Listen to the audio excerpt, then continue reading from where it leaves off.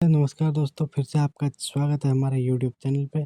और हम लोग एक बार फिर से शुरू करने वाले हैं झारखंड बोर्ड का जो क्वेश्चन बैंक आया है वो शुरू करने वाले हैं। और हम लोग जो अभी पढ़ने वाले हैं वो व्यावसायिक अध्ययन पढ़ने वाले हैं, यानी कि बिजनेस स्टडीज़ को हम लोग पढ़ने वाले हैं। इसको आप लोग जैक बोर्ड वाले भी देख सकते हैं। जी हाँ, इसको जो देख सकते हैं वो जैक बोर्ड वाले भी देख सकते हैं, बिहार बोर्ड वाले भी देख सकते हैं और अदर भी देख सकते हैं। तो चलिए जो है इसको शुरू करते हैं। और उससे पहले आपको बता दिए जो आप पीडीएफ कहाँ से डाउनलोड करेंगे वो पहले सबसे पहले हम आपको बता देते हैं। उसके बाद चलिए हम आपको शुरू करते हैं।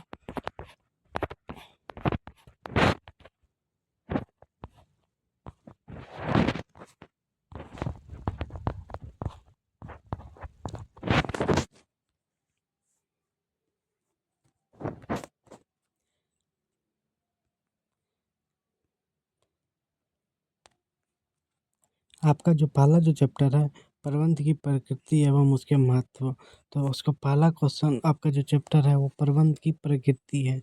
तो उसमें पहला जो आपका क्वेश्चन होने वाला है, प्रबंध का सामाजिक दायित्व क्या है। तो प्रबंध का सामाजिक दायित्व क्या है?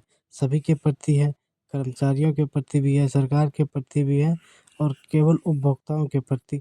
तो ये सभी के प्रति हो जाएगा। इसका ऑप्शन नंबर जो है वो सी हो जाएगा। सेकंड क्वेश्चन में हम लोग आए तो सेकंड क्वेश्चन जो आपका है, प्रबंध एक पेशा है, यह कथन किसका था? तो यह कथन जो है आपका अमेरिकन प्रबंध एसोसिएशन का था। तो नेक्स्ट क्वेश्चन की ओर बढ़ते हैं। नेक्स्ट क्वेश्चन जो आपका जो होने वाला है, नेक्स्ट क्वेश्चन है प्रबंध के कितने स्तर है? तो प्रबंध के जो है वो 3 स्तर है। जी हाँ, इसका ऑप्शन जो हो जाएगा वो सी हो जाएगा। नेक्स्ट क्वेश्चन है प्रबंध का सार क्या है? तो प्रबंध का सार जो है वो है आपका समन्वय है, को कोऑर्डिनेशन वाला है और संगठन है। प्रबंध क्या है? प्रबंध क्या है? प्रबंध आपका जो है प्रबंध जो है आपका वो कला भी है और विज्ञान है। तो इसका ऑप्शन जो है वो सी हो जाएगा। कला और विज्ञान दोनों है, आर्ट और साइंस जो है आपका दोनों है। समन्वय क्या है? समन्वय ऐच्छिक है, आवश्यक है, अनावश्यक है या समय की बर्बादी है? तो समन्वय जो है आपका कोऑर्डिनेशन जो है वो आवश्यक है। किसी भी कंपनी के लिए आपका जो कोऑर्डिनेशन जो है वो नेसेसरी हो जाता है, कंपल्सरी नहीं है, ना ही यूनिवर्सल है, वो नेसेसरी हो जाता है। प्रबंध क्या है? प्रबंध कला है। तो स्वयं का काम के लिए, दूसरों का काम के लिए, स्वयं का काम एवं दूसरों का काम दोनों के लिए या इनमें से कोई नहीं। तो ये हो जाएगा आपका दूसरों से काम लेने के लिए। मैनेजमेंट जो है वो मैनेजमेंट से जो आप हैं वो दूसरों से काम लेते हैं, आप किसी के लिए काम करते नहीं हैं। प्रबंध उत्तरदायित्व का हस्तांतरण है, क्योंकि इसमें सम्मिलित है। क्या सम्मिलित है? तो हस्तांतरण की जब बात आएगी तो मशीन आएगी, मशीन जो है वो शामिल रहती है। प्रबंध की प्रकृति कैसी है?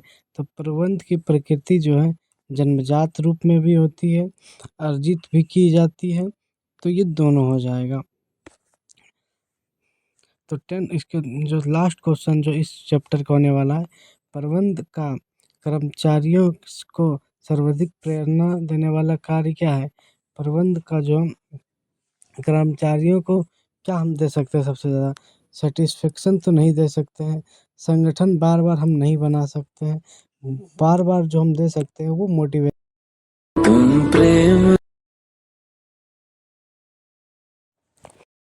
तो नेक्स्ट क्वेश्चन की ओर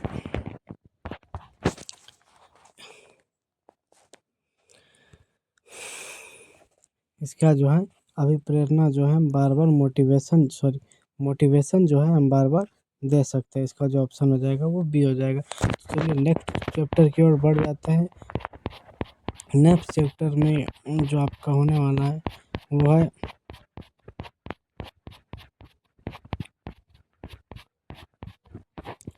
प्रबंध के सिद्धांत, प्रिंसिपल ऑफ मैनेजमेंट। तो इसका पहला जो क्वेश्चन है, हेनरी फ्यूनल के प्रबंध के सिद्धांत कितने थे? तो हेनरी फ्यूनल के जो प्रबंध के जो सिद्धांत थे वो 14 सिद्धांत थे। ये याद कर लीजिएगा, ये आपका क्वेश्चन 200% ये पूछेगा ही पूछेगा।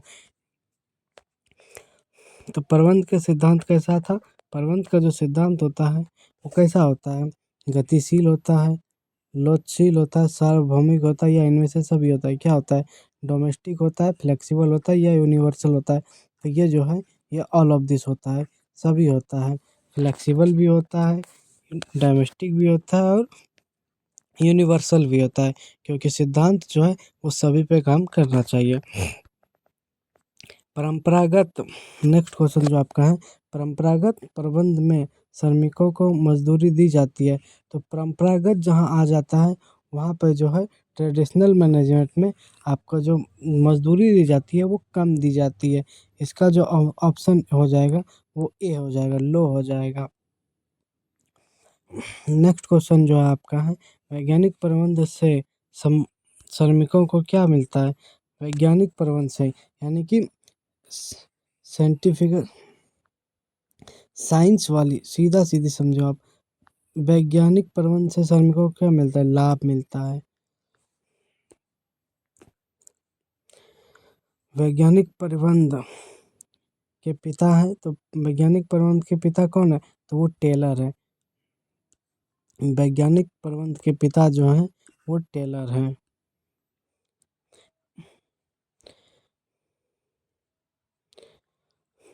प्रशासनिक प्रबंध के प्रस्तुतकर्ता कौन थे?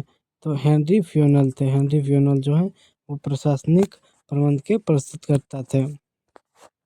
मानसिक क्रांति नेक्स्ट क्वेश्चन जो आपका जो है वो है मानसिक क्रांति के मूलधार हैं। तो मानसिक क्रांति के मूलधार जो हो जाएंगे वो संयोजन है, नहीं हो सकता है। विवेकीकरण है, नहीं हो सकता है। इनमें से सभी, ये भी नहीं हो सकता है। वैज्ञानिक प्रबंध का ये हो जाएगा। वैज्ञानिक प्रबंध का जो है वो जो है ये सही आंसर हो जाएगा। नेक्स्ट क्वेश्चन जो है, नेक्स्ट क्वेश्चन जो आपका है कि वैज्ञानिक प्रबंध से लाभ है, तो लाभ में क्या है? लाभ इसका जो है वो वृद्धि में जाएगा, वो जो इंक्रीज होता है। वैज्ञानिक प्रबंध से जो लाभ होता है वो इंक्रीज होता है, डिक्रीज नहीं होता है।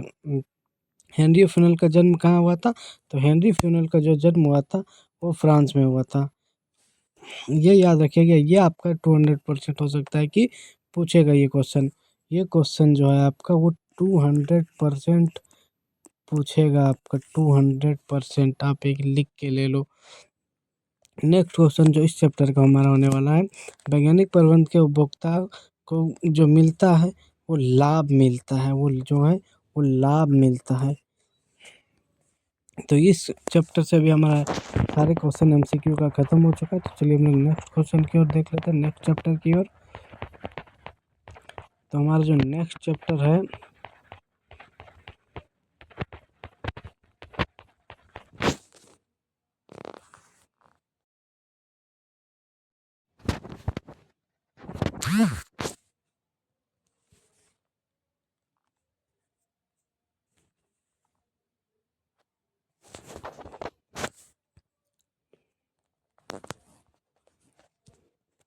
हमारा नेक्स्ट चैप्टर जो है वो है व्यावसायिक पर्यावरण, बिजनेस इन्वायरमेंट। बिजनेस इन्वायरमेंट इससे आपका जो वो है वो 3 नंबर का ही जो है इस चैप्टर से आपको जो है वो क्वेश्चन पूछने वाला है। तो चलिए इसका भी हम लोग जो है एमसीक्यू देख लेते हैं। तो इसका एमसीक्यू जो है हम लोग एक बार देख लेते हैं। तो इसमें जो है पहला क्वेश्चन जो है आपका पूछा गया है, नई आर्थिक नीति के प्रमुख अंग जो है वो कितने हैं? किस प्रकार से हो सकते हैं? उदारीकरण हो सकता है, वैश्वीकरण हो सकता है, निजीकरण हो सकता है। इसका जो आंसर होगा वो ऑल ऑफ दिस होगा। एलपीजी आप लोग शायद 10th में पढ़े होंगे। एलपीजी लिबरलाइजेशन, ग्लोबलाइजेशन और प्राइवेटाइजेशन। एलपीजी ये आप लोग 10th में पढ़ चुके हैं। तो चलिए अपने नेक्स्ट क्वेश्चन की ओर बढ़ जाते हैं। नेक्स्ट क्वेश्चन हमारा, निम्नलिखित में से कौन सा व्यावसायिक वातावरण का लक्षण नहीं है? तो कौन सा जो है व्यावसायिक वातावरण का लक्षण नहीं है? अनिश्चितता, कर्मचारी संबंधता या झंझट।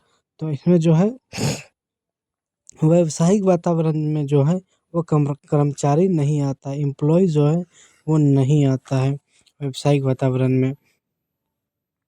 3 नंबर का जो क्वेश्चन है आपका, जो 3rd नंबर का जो क्वेश्चन है वो आपका नवीन आर्थिक नीति की घोषणा कब की गई थी? नवीन आर्थिक नीति की घोषणा ये याद कर लीजिएगा, जुलाई 1991 में हुई थी। जुलाई 1991 में हुई थी। नेक्स्ट क्वेश्चन आपका जो 4 नंबर का जो क्वेश्चन है, सामाजिक वातावरण का निम्नलिखित में से कौन सा उदाहरण है? मुद्रा की आपूर्ति, उपभोक्ता संरक्षण अधिनियम, भारतीय संविधान या फिर परिवार की संरचना। तो ये जो हो जाएगी, ये सामाजिक वातावरण में जो है ये परिवार की संरचना हो जाएगी। नेक्स्ट क्वेश्चन जो आपका जो है वो है, वैश्वीकरण का अर्थ क्या है? तो वैश्वीकरण का जो अर्थ हो जाएगा वो होगा विश्व की विभिन्न अर्थव्यवस्थाओं का एकीकरण। जी हाँ, फर्स्ट नंबर ही आपका जो है वो सही हो जाएगा। विश्व की विभिन्न अर्थव्यवस्थाओं का एकीकरण जो है वो वैश्वीकरण का ही अर्थ है।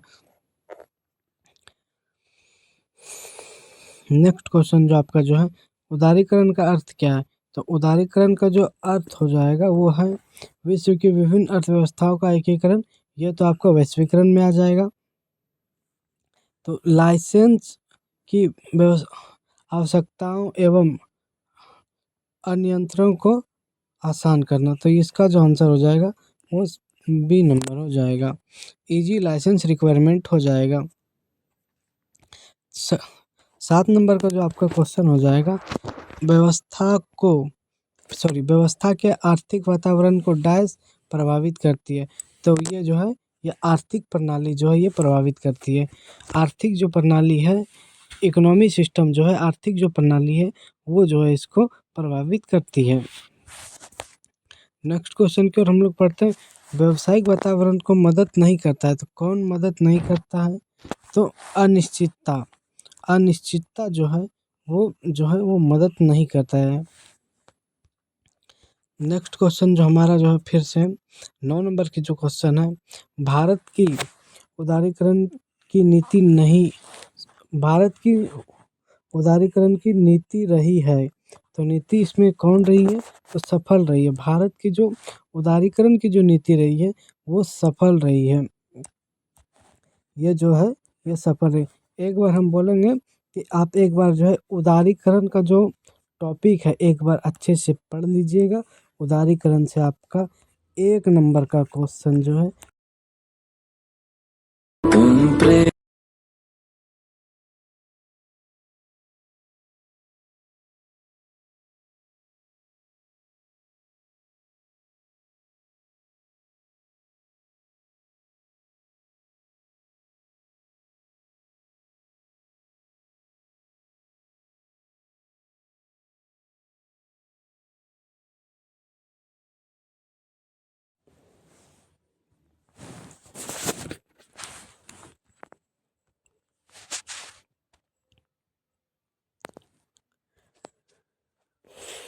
तो चलिए नेक्स्ट जो आपका ये जो चैप्टर है, ये चैप्टर जो है आपका जो वो कंप्लीट हो चुका है। चलिए नेक्स्ट चैप्टर हम लोग देख लेते हैं। हम लोग 3 चैप्टर अभी तक जो है हमारा जो है वो कंप्लीट हो चुका है। 3 चैप्टर जो है आपका वो कंप्लीट हो चुका है। नेक्स्ट चैप्टर हम लोग देख लेते हैं।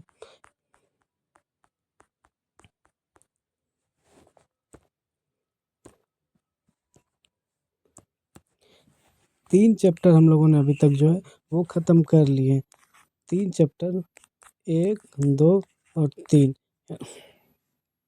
3 चैप्टर हम लोगों ने ख़त्म कर लिया। चौथा चैप्टर में नियोजन यानी कि प्लानिंग एक बार जो है इसकी एक शॉर्ट टॉपिक आप लोग एक बार ज़रूर पढ़ लीजिएगा। बहुत इम्पोर्टेंट टॉपिक है ये आपके लिए होने वाली है। प्लानिंग जो है, बिजनेस की प्लानिंग जो है ये बहुत ही इम्पोर्टेंट टॉपिक है। आप लोग एक बार इसकी जो शॉर्ट नोट्स हैं एक बार पढ़ लीजिएगा। तो चलिए हम लोग इसके जो वो शॉर्ट क्वेश्चंस को देख लेते हैं। नियोजन की निम्नलिखित में से कौन सा शामिल है? तो क्या करना है, कैसे करना है, यह कौन करेगा, उपयुक्त सही। तो इसलिए से नियोजन का जो प्लानिंग का जो नियम होता है वो ये तीनों चीज़ आपको सोच समझ के करना है। क्या करना है, कैसे करना है, कौन करेगा। तो ये जो है इसका ऑप्शन जो है वो हो जाएगा डी। तो नेक्स्ट क्वेश्चन की हम लोग पढ़ लेते हैं। नेक्स्ट क्वेश्चन जो हमारा, निम्नलिखित में से कौन सी नियोजन की विशेषताएं हैं? तो ऑप्शन ए, लक्ष्यों को प्राप्त करने पर ध्यान केंद्रित करना, व्यापक या मानसिक व्यायाम। तो तीनों हो जाएगा। तो इसका जो आंसर हो जाएगा वो, इसका आंसर नंबर हो जाएगा 4, डी नंबर इसका जो है आंसर हो जाएगा। फोकस ऑन एक्टिव गोल्स हो जाएगा, मेंटल एक्सरसाइज, वो सारी चीज़ जो है वो हो जाएगी। 3 नंबर जो क्वेश्चन है, 3 नंबर है, डैश निर्णय लेने के लिए गाइड करता है। तो निर्णय लेने के लिए नीति गाइड करती है। वैसे तो नियम भी गाइड करती है, लेकिन यहाँ पे जो नीति जहाँ दी रहेगी तो आपको जो है वो नीति पे टिक मारना है। नेक्स्ट क्वेश्चन जो आपका है, नियोजन का अर्थ है बीच की खाई को पाटना, यानी कि जिसका अर्थ है वर्तमान और भविष्य दोनों को देखना, कि आपका जो आप जो प्लानिंग कर रहे हैं वो अभी के लिए कैसा है, जो आप जो प्लानिंग कर रहे हैं वो अभी के लिए कैसा है, और वो भविष्य के लिए जो है वो कैसा रहने वाली है। तो इसका जो आंसर आपका जो हो जाएगा वो हो जाएगा ए। नेक्स्ट क्वेश्चन जो आपका है, वो नेक्स्ट क्वेश्चन है आपका,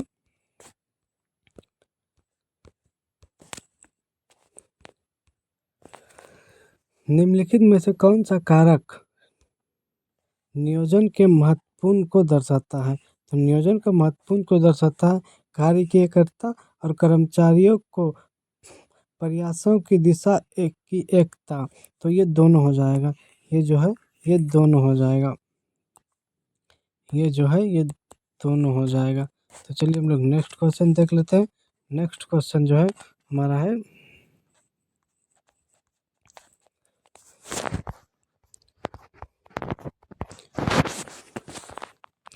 नेक्स्ट क्वेश्चन जो है हमारा, निम्नलिखित में से कौन से नियोजन की एक विशेषता है?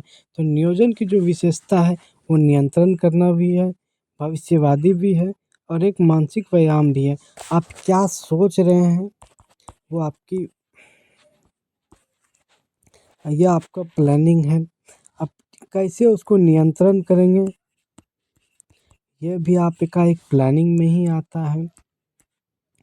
और अपने दिमाग पे कितना जोर डाल रहे हैं, मानसिक जो है आपका, वो कैसा आप अपने दिमाग पे जोर डाल रहे हैं, ये भी प्लानिंग का एक हिस्सा ही है। तो इसका जो आंसर जो हो जाएगा वो हो जाएगा ऑल। 7 नंबर का जो क्वेश्चन है, नियोजन प्रक्रिया में अंतिम चरण क्या है? तो अंतिम चरण जो है अनुवायी कार्रवाई है, यानी कि फ्लो ऑफ एक्शन है। लास्ट में जो आप करते हैं वो विकल्पों की पहचान, तो वो आपकी सबसे पहली चीज़ है। आपका जो सबसे पहला में जो आपका जो ऑप्शन दिया हुआ है वो विकल्पों की पहचान जो वो आपका फर्स्ट में होता है। ए नंबर का जो काम है वो फर्स्ट में होता है। विकल्पों का मूल्यांकन जो है वो आप सेकेंड स्टेज में करते हैं, आप मूल्यांकन उसको सेकेंड स्टेज में करते हैं। और उसके बाद थर्ड में जो आपका नियोजन परिषद पर विचार, वो आप थर्ड नंबर पे करते हैं। सी नंबर का जो आपका जो ऑप्शन है वो थर्ड नंबर पे करते हैं। किसी चीज़ पे आप विचार जो है वो लास्ट स्टेज पे नहीं कर सकते हैं। किसी चीज़ पे विचार आपको जो है पहले ही करना होगा। तो लास्ट स्टेज पे जो होता है वो एक्शन होता है प्लानिंग में। नो स्मोकिंग इन फैक्ट्री, इसका मतलब एक उदाहरण है। तो नो स्मोकिंग इन फैक्ट्री का ये एक उदाहरण नहीं है, एक नियम है। ये आप इसको नीति नहीं बोल सकते हैं, तरीका नहीं बोल सकते हैं, प्रक्रिया भी नहीं बोल सकते। ये एक नियम है नो स्मोकिंग इन फैक्ट्री का। तो 9 नंबर का आपका जो क्वेश्चन है वो है, बिक्री में 9 नंबर, एक सेकंड, 9 नंबर के आपका जो क्वेश्चन है, बिक्री में 20% की वृद्धि, ये क्या है? ये प्रक्रिया है, नियम है, उद्देश्य है या तरीका है? 20, यहाँ पे जो है आपका जो है, हम एक चीज़ आपको क्लियर कर देते हैं कि 20% बोल रहा है, 20% बोल रहा है, यानी कि ये जो एक फिक्स अमाउंट बोल रहा है, यानी कि हम बोल रहे हैं 100 रुपये की कोई चीज़ हम खरीद रहे हैं तो उस पे 20% हमको प्रॉफिट होना चाहिए। क्या ये एक प्रक्रिया हो सकता है? तो ये जो इसका जो है प्रक्रिया, ये एक प्रक्रिया नहीं हो सकती है, नियम नहीं हो सकती, ये उद्देश्य हम मान सकते हैं। प्लानिंग हम इसको एक लेके ऑब्जेक्टिव तरीके से लेके चल सकते हैं कि हमारा जो है वो बिजनेस में जो प्रॉफिट जो है वो 20% आ सकता है। ये जो है एक उद्देश्य है, आप इसको जो है वो प्रक्रिया नहीं मान सकते। नेक्स्ट क्वेश्चन है नियोजन क्या है? तो नियोजन क्या है? नियोजन एक अल्प विधि है, मध्य विधि है, दीर्घ विधि है। तो इसका जो है आंसर हो जाएगा वो डी हो जाएगा। ये लॉन्ग भी हो सकता है, शॉर्ट भी हो सकता है और वेरी शॉर्ट भी हो सकता है। तो ये जो है सब हो सकता है। तो इसके लिए जो है इसका जो आंसर हो जाएगा वो 4 नंबर हो जाएगा, ऑल ऑफ दिस हो जाएगा। तो हम लोगों ने अभी तक जो है वो 4 चैप्टर जो है हम लोगों ने अभी तक ख़त्म कर लिए हैं। तो आप लोग एक बार फिर से इसको एक बार रिवाइज कर लीजिएगा। चैप्टर 1, चैप्टर 2, चैप्टर 3 और चैप्टर 4, ये 4 चैप्टर आपको 40 क्वेश्चन करा दिए गए।